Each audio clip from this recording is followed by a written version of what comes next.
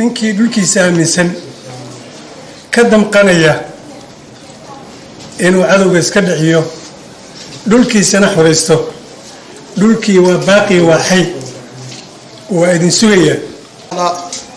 dadweynaha sharafta leh halka isugu yimid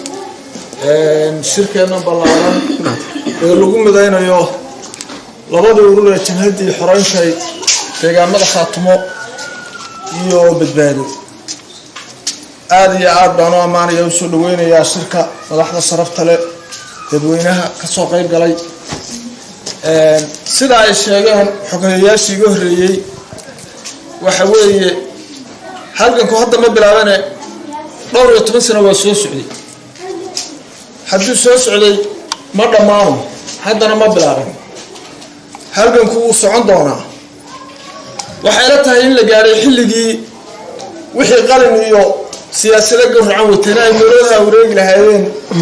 wixii xabad iyo dhulkiisa aaminsanaan ay midoobi lahaayeen aad muhiim u tahay inaynu halkaas muhiim inoogu ahayd inaynu halkaas ugu nimaadno maskaxdeena iyo muruqeena aynu midayno sidaas ayaynu wax iskaga celin karnaa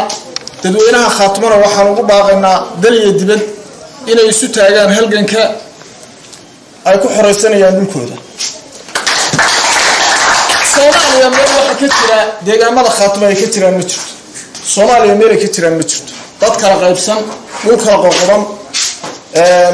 wiil iyo walaalkii aan isu gali karno midna daanta joogo midna daanta caalamkana waxa ka jirta Falastiin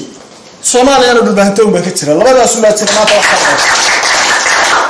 yaa sidii aanu midanahay dalkeena iyo dadkeena aan isu taagno ayaan ugu baaqayaa dal iyo dibad dadka reer Khaatumo والسلام عليكم.